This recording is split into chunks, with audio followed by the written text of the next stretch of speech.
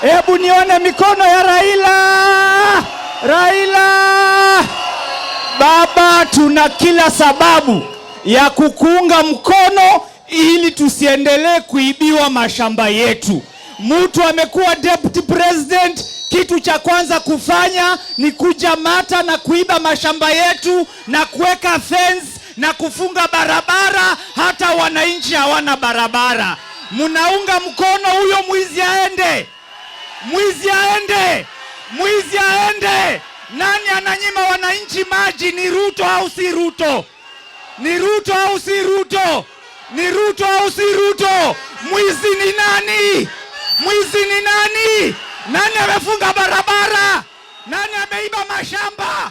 Nani ameiba sukari? Nani ameiba mahindi?